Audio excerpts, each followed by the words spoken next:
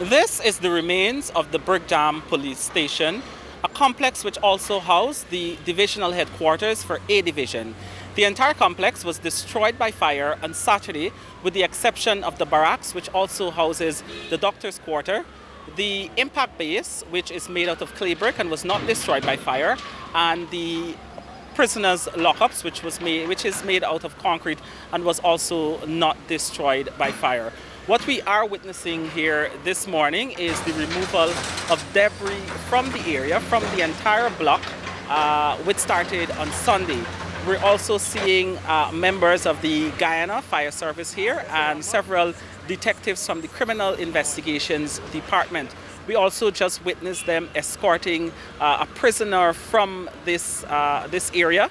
That prisoner is believed to be Clarence Greene, the person who the police said started the fire. He was arrested on Saturday morning and placed into the lockups here.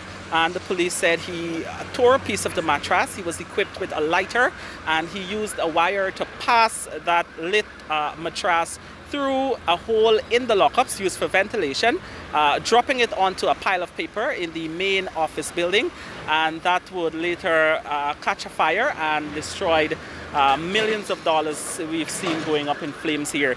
The destruction of personal property and the property of members of the public, including vehicles. We've also seen the police taking away from this site moments ago the mattress that is believed to be the one that the prisoner tore a piece from to set that fire. Let's show you some of that.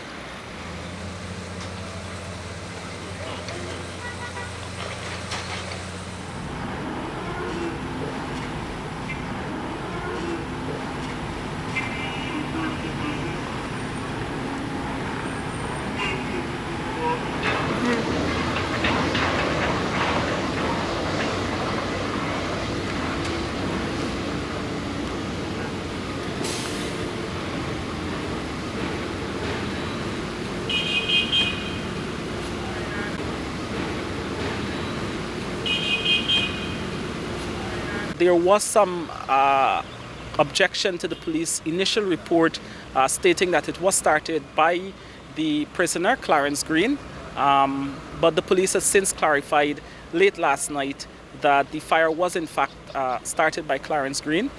He has since given a video confession, and that video confession is supported by the testimonies or the statements of two other prisoners who claimed that Greene had confessed to them. Yesterday morning, we saw President Irfan Ali touring this location to see what has happened, and he was also very critical of the Guyana Fire Service initial response to the fire. We'll share a little bit of what the president had to say with you, while he also visited the St. Stanislaus College, where the operations of the Brickdam Police Station would have been relocated. People would have to be held accountable for their actions. We can't be making investment in state apparatus and state institutions and do not get the results from those investments. The response of the fire service was poor, at its best yesterday.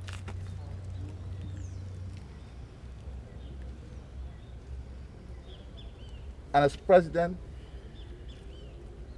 I hope the fire service can acknowledge this, because if you can't acknowledge the problem, you can't deal with it.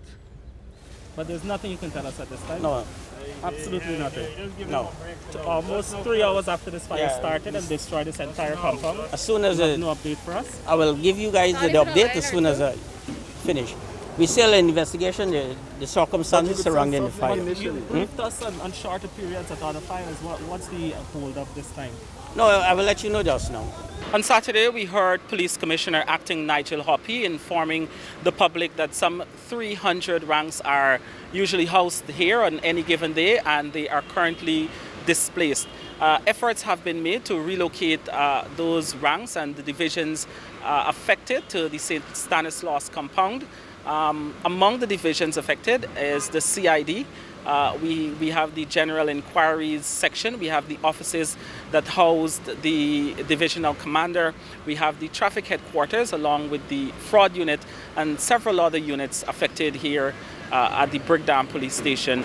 We also spoke to Minister of Home Affairs Robeson-Ben, who spoke about the reconstruction of documents. The police were able to save some of those documents. We think that it is about 80 or more % destroyed in terms of the buildings.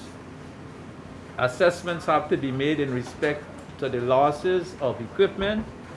There's loss of vehicles, some equipment, some exhibits, both motorcycles and cars, and some other items which are exhibits. Work will have to be done to reconstruct some files which are lost. But the police persons who related to the officers there and others made, I'd say, valiant efforts to retrieve much of the files.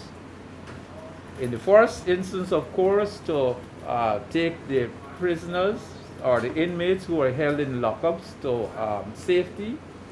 I think there were some 16 of those there. And to prevent any loss of life and injury, and also to secure the firearms which are part of the operation equipment of the Guyana Police Force at the station. Reporting for the newsroom, I am Kurt Campbell.